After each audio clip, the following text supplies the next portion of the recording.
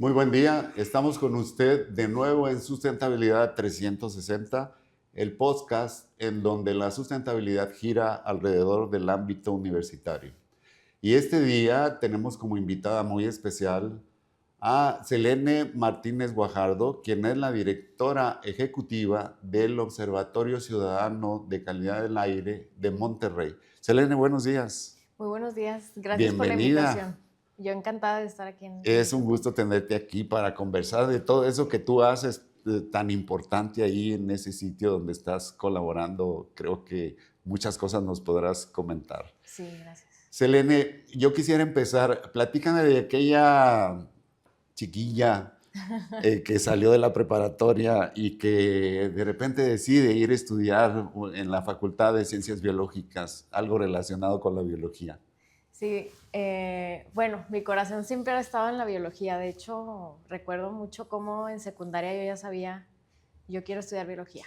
Curiosamente era la materia en la que peor me iba, pero yo decía, bueno, es un reto. Lo percibí así como que algo me atraía hacia el estudio de la vida y todos los organismos que nos dan equilibrio. Entonces me decidí bien fácil, la verdad, por la biología, que es una materia hermosa y vi que tenían justo en la UNL pues la carrera, ¿no? Y todo esto que yo estaba buscando y presenté, pasé y lo que pasó después, pues fue simplemente el aprendizaje no solo de la biología en sí, sino de todas las cosas que pasaron con los profesores, con las amistades, ¿no? Toda esa vida que formas ya en una institución como esta. Sí. Y bueno, te conviertes en bióloga, licenciada Sí, en ciencias biológicas. sí. Y luego, en tus inicios, en tu vida profesional, veo en tu currículum que tuviste algunas actividades o incluso hiciste emprendimientos, algo Sí, así, ¿no? sí, sí, Platícame un sí. poquito al respecto. Pues básicamente, digo, lo que a mí me llamaba la atención de estudiar la biología y como la funcionalidad de la vida en el planeta, ¿no? Que nos da el equilibrio y en la salud humana era cómo puedo conservar esto, cómo puedo conservar los paisajes que yo veo, los árboles que están a mi alrededor, son o no son especies de la región, como ese tipo de cosas. Y entonces en esas preguntas me empecé a formular emprendimientos muy propios que me empezaron a llamar la atención y con los cuales yo estaba buscando también generar el menor impacto posible de esos emprendimientos, para que las personas no solo a lo mejor adquirieran algún producto o algún servicio, sino que supieran por qué existía ese producto o servicio.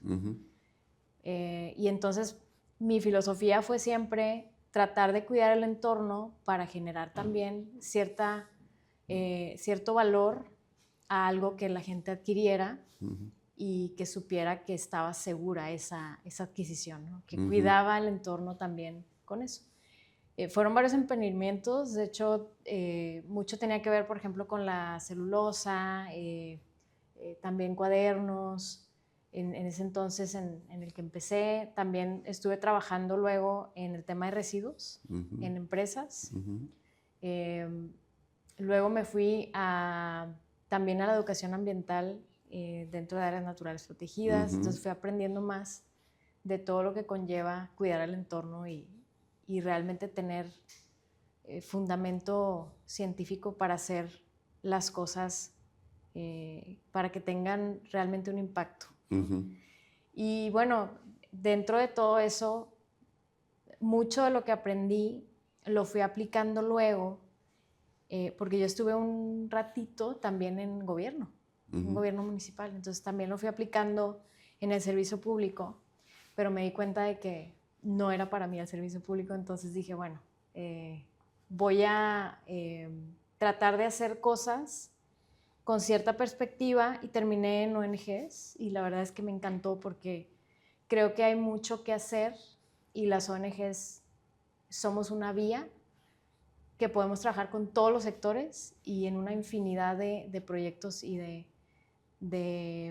metas que bueno, es algo que me trajo mucho y así es como llegué al observatorio. De hecho, con esta visión de educación ambiental que aprendí, empezando a comunicar temas ya un poco más hacia calidad del aire y salud. Y pues ya tengo años, digamos, en este ámbito del aire y de la salud. Sí. Al estar trabajando, estuviste trabajando pues prácticamente ahí en el corazón de la montaña, ¿no? En Chipinque. Sí. Y bueno, ahí, ¿cómo relacionabas tú tu trabajo? ¿Qué te imaginabas al verte rodeada de la naturaleza en tu trabajo de todos los días? Pero además ver hacia Monterrey, la natita esa que a veces vemos, ¿qué tanto sentías? duele. ¿Cómo te motivó todo eso Sí. a interesarte más aún por los temas? De hecho, se vincula mucho con lo que yo sentía de niña, porque lo que yo día con día hacía, por ejemplo, en Chipinque, cuando trabajaba ahí, era muy parecido a esta sensación de estoy viendo algo y no me puedo quedar con los brazos cruzados viendo cómo se va. O sea, necesito cuidarlo y necesito que las personas entiendan también qué importancia tiene el cuidado de esa zona. Y luego volteas hacia abajo, como bien mencionas, ves lo que la ciudad hoy en día tiene de calidad de vida, de calidad del aire, de áreas que sean, digamos, zonas de alivio, ¿no? De alivio ambiental. Y me di cuenta de que necesitábamos también bajar esa parte del cuidado ambiental en la ciudad. No está despegado ni de la montaña, ni del desierto, ni de ningún ecosistema. O sea, somos realmente una ciudad que está en un ecosistema o en varios, pero lo hemos olvidado porque hay muchas distracciones día con día y hemos urbanizado mucho esa ciudad, ¿no? Y eso ha causado como cierta desconexión, como si no necesitáramos estar en el entorno ni nada de esto. Pero en realidad es que somos parte de los ecosistemas y somos parte de esa naturaleza. Y creo que ese es el mensaje como principal que yo trataba también de conectar con la gente que iba en ese entonces a Chipinque, ¿no? El saber que podíamos mejorar la ciudad también, donde vivimos y a dónde vamos. Esa parte creo que, digo, hoy en día sigue pendiente, ¿no? Hay mucho que hacer en la ciudad, entonces creo que tenemos bastante motivación. Sí, claro, y la verdad es que la ciudad además se ha expandido de una manera increíble, ¿no? Tanto para la zona de desierto, como dices tú, hacia el norte, como para la zona entre las montañas, o sea, estamos invadiendo todo. Sí. Entonces, pues sí, vale la pena que de repente gente como tú esté atenta a eso que está sucediendo y además se preocupe por tratar de hacer algo, ¿no? Esta preocupación tuya, ¿cómo te hace llegar finalmente al observatorio? El observatorio es una organización no gubernamental. ¿Cómo te hace llegar ahí? ¿Cómo fue que sucedieron las cosas para que tú te integraras al observatorio? Fue una consecuencia, diría yo, de mi insistencia sobre la educación ambiental y la divulgación en redes sociales, de hecho. Una parte importante de lo que yo hacía en ese entonces, cuando apenas empecé también a tener contacto con el observatorio, era esta divulgación en redes sociales de varios temas, entre ellos pues educación ambiental, el impacto de los residuos, también, por ejemplo, el cuidado y la identificación de especies nativas, la importancia que tienen toda esta parte.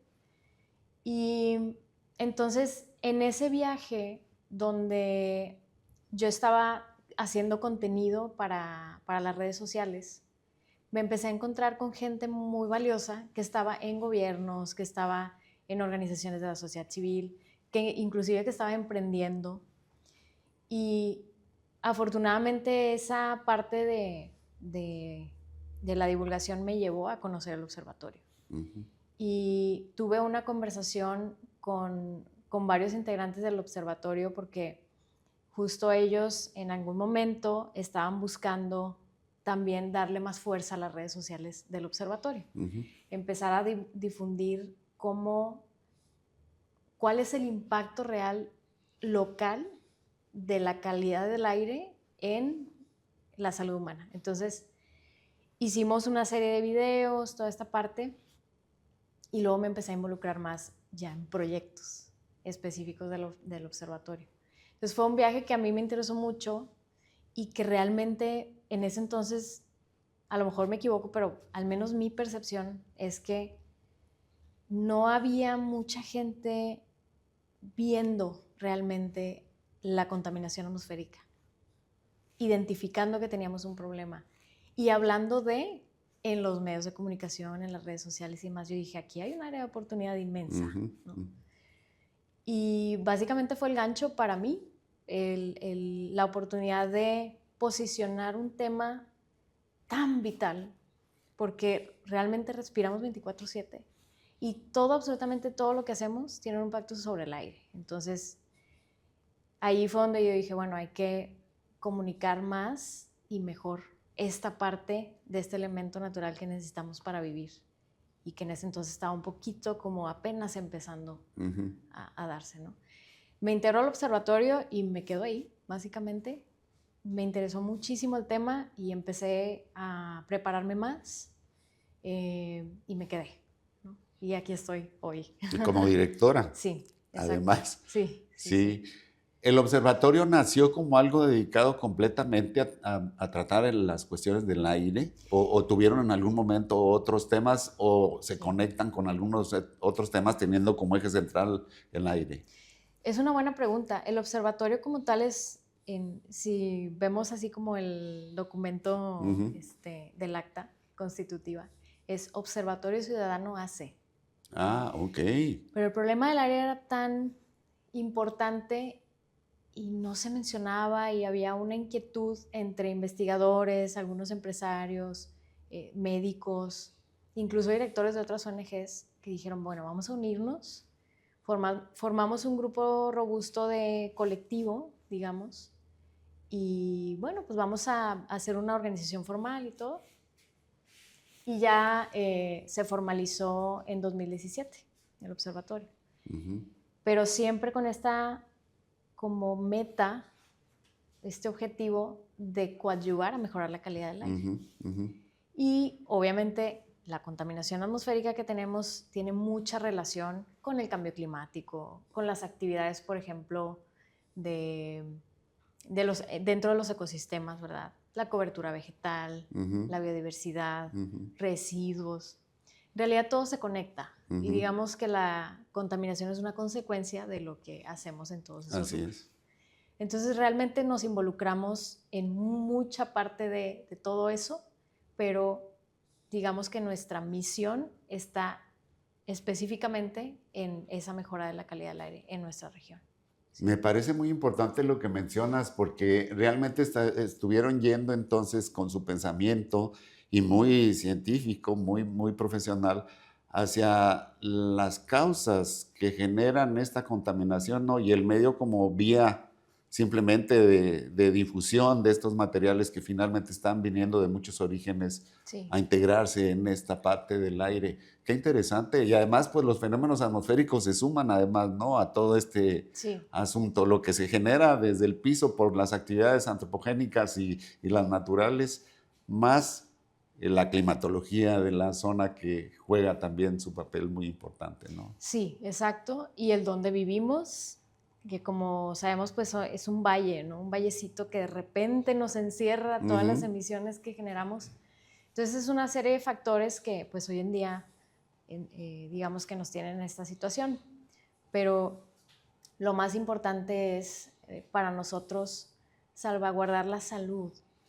Y esa salud no solamente humana, porque somos casi 6 millones de habitantes aquí en la zona metropolitana, sino también cómo está la salud de nuestros ecosistemas en nuestra ciudad y en los alrededores, ¿no? Porque la calidad del aire también tiene una influencia en el comportamiento o el metabolismo de otras especies, inclusive de las plantas y demás. Entonces, nos interesa mucho que las personas realmente dimensionen cómo nos afecta en la salud. No solamente un resfrío o comezón en los ojos, no, va más allá, y es esa exposición crónica que tenemos en esta ciudad la que nos lleva, por ejemplo, a un aumento en los riesgos de padecer ciertas enfermedades o agravar ciertas enfermedades, disminuir la calidad de vida, inclusive el nivel de concentración. Ya hay asociaciones también con mortalidad, ¿verdad? Porque es, digamos, un empujoncito lo que hace la contaminación atmosférica. Sí.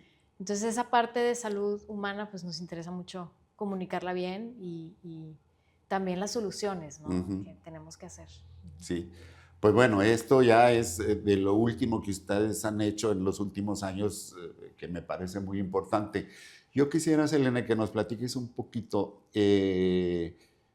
y tratando de llegar al momento en que el observatorio proponía a la agencia, sí, la Agencia de Calidad de Aire, la Agencia Metropolitana de Calidad de Aire, o como se le llamara, porque esto surge ahí con ustedes. Y entonces lo que te quiero preguntar, inicialmente se metieron en el esquema de la medición, ¿no? O sea, ¿cómo sucede? ¿Cuántas estaciones hay? ¿Cómo sucede? Si lo que están midiendo es pertinente, si no, ¿cómo nace esta idea de llegar a tener una agencia dentro del observatorio?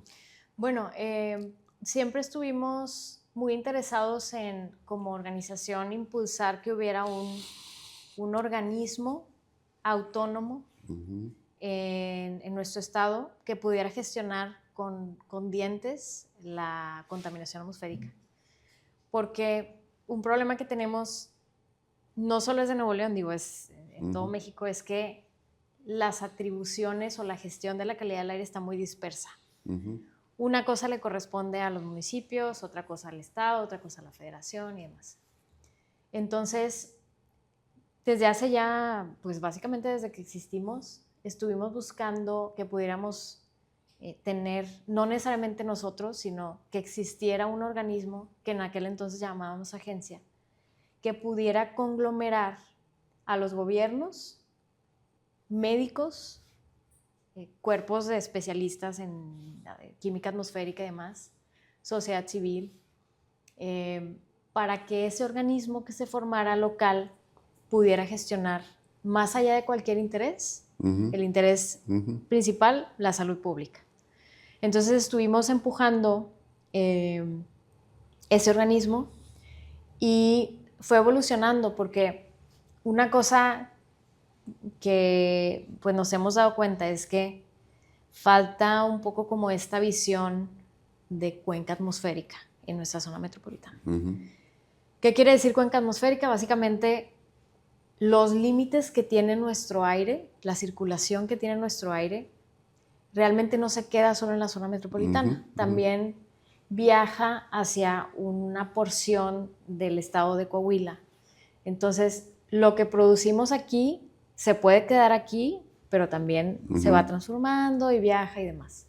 Y lo que también se produce allá nos puede llegar. Entonces, esa parte de la visión de cuenca atmosférica es una oportunidad muy grande que nosotros estamos visibilizando mucho, porque nos interesa que ese organismo de gestión de la calidad del aire, que plantee las soluciones, que tenga la gestión, por ejemplo, de los programas de contingencias atmosféricas para avisar a la gente cuando hay un periodo crítico de contaminación, que ayude a implementar los programas para revisión y mantenimiento vehicular, todo lo que se tenga que hacer dentro de la gestión de la calidad del aire, incluso los sistemas de vigilancia de la salud en las poblaciones, se haga por parte de un organismo así de robusto, que tenga ese voz y voto de médicos, especialistas y sociedad civil, que no sean los gobiernos solos.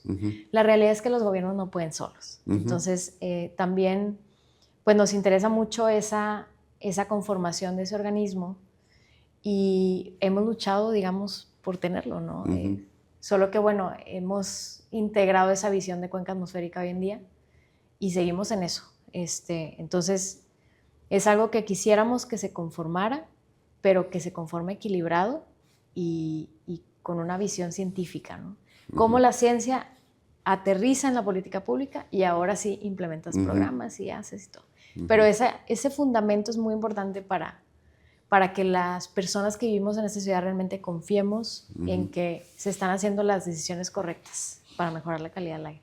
Y que además, bueno, el fenómeno se comprenda de una manera integral, ¿no? Porque Creo que de hecho en la parte de agua, el que lo vean como una cuenca ha ayudado bastante. Todavía Sí. habrá cosas por aprender, pero bueno, se ha entendido mucho mejor, ¿no? Ojalá y en algún momento tuviéramos esta otra situación también para el aire. Sí. Selene, esta situación de integrar voluntades y conocimientos y todo, ¿qué opinarías del rol de las universidades? Monterrey se distingue por tener grandes universidades y el nivel educativo muy alto. Sí.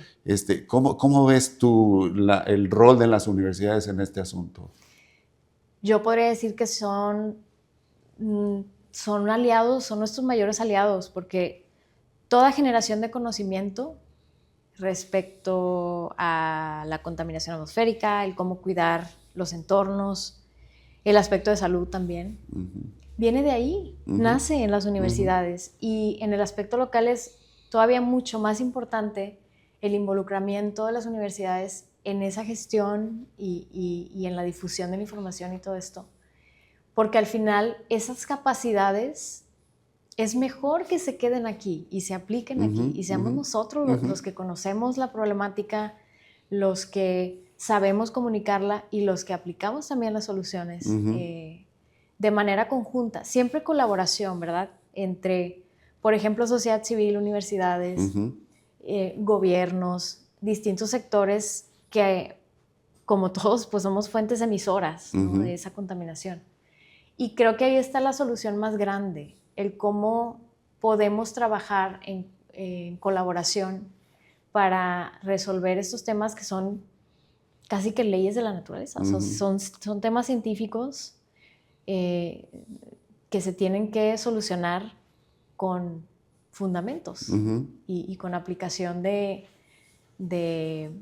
digamos, pues el método científico dentro de la ciudad, pero hay que involucrarnos todos, ¿no? Sí. Entonces las universidades para mí son una vía, son un aliado y la participación que tienen es vital. Creo que si no están las universidades implicadas en esas soluciones, muy difícilmente vamos a lograr un cambio notable. Creo que sí, y además pues los resultados que se obtendrían totalmente tropicalizados, ¿no? Como se dice, estrictamente el fenómeno que sucede en la zona. O sea, porque, bueno, yo conozco algunas cosas de la Facultad de Química donde han estudiado la famosa lluvia seca, que son estas partículas que siendo originalmente gases en la atmósfera, pues finalmente reaccionan y acaban siendo partículas finas de polvo, que es el polvito que ve uno todos los días en la casa, aunque tenga las ventanas cerradas, ¿no? Ese polvito que se mete por todas partes. Y así como se mete por todas partes en nuestra casa, aunque tengamos todo cerrado, pues igual, igual va para el cuerpo, ¿no? Sí. Pues qué interesante, creo que esta visión de entender el fenómeno como una cuenca, el trabajo de las universidades y la gran voluntad de la organización, de las organizaciones no gubernamentales y finalmente la sociedad civil, pudiera dar un buen resultado, ¿no? Creo que hace falta algo, un ingrediente importante en esta última cosa que comento, que sería la educación ambiental. Ahí tú me mencionaste que en tus principios trabajaste también en cuestiones de educación ambiental. Yo decía hace un momento que la educación en la ciudad de Monterrey pues se supone que es muy alta, la disponibilidad de instituciones educativas abunda, las empresas promueven el desarrollo de los seres humanos, entonces creo que sí es cierto, somos una sociedad que pudiéramos decir que está culturizada, pero en este asunto en especial creo que hay mucho trabajo por hacer, ¿no? Pero ¿qué opinas inicialmente de este asunto? Que es un trabajo titánico, pero se tiene que hacer. No hay otra manera de cambiar la ciudad. Si queremos cambiar esta ciudad, respirar aire limpio, tener suelos conservados, mayor cobertura vegetal, todas estas cosas que nos ayudan a convertir la ciudad en una ciudad más saludable, pues hay que entender que también debe existir una mayor masa crítica y una sociedad más informada y más movilizada también, más movilizada con información. Eso es bien importante y queda una labor titánica la buena noticia es que creo que ha funcionado este aspecto de colaboración entre sectores y difusión de unos años atrás para acá, porque hoy en día la población preocupada, digamos, por la contaminación atmosférica es más que la de antes. Uh-huh. Y si buscamos, por ejemplo, en plataformas como Google Trends, Uh-huh. vemos que Nuevo León en los últimos 5 años es la sociedad que más busca calidad del aire, contaminación Uh-huh. atmosférica Uh-huh. de México. Uh-huh. Y eso es una buena señal porque necesitamos esa sociedad informada y movilizándose. Uh-huh. Tenemos que ser el ejemplo de realmente la ciudad que queremos ser. Uh-huh.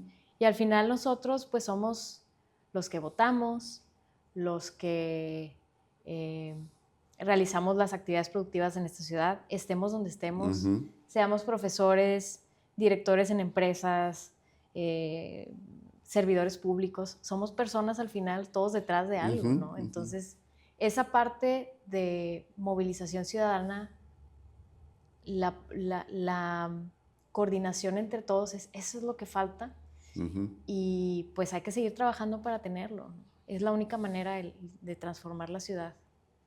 Creo que las televisoras además se han preocupado también y ahora cuando nos dan el esquema meteorológico también nos hablan de la calidad del aire, ¿no?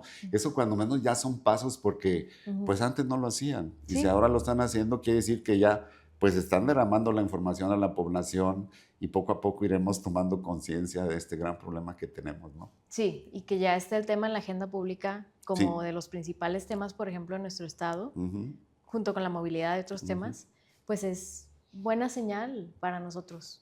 Creo que pues hay que seguir posicionando el tema y dando esos pasos para solucionar. Pues hay que movilizarnos, ¿no? Pero siempre propositivos, dando el ejemplo. Esa parte es la que nosotros queremos como impregnar mucho en las personas. Sí podemos hacer cosas y son actos a lo mejor sencillos, individuales y otros que son colectivos.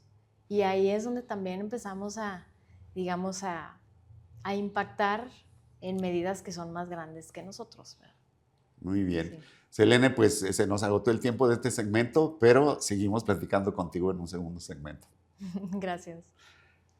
Recuerde, estamos en Sustentabilidad 360. Estamos platicando con Selene Martínez del Observatorio Ciudadano de Calidad del Aire.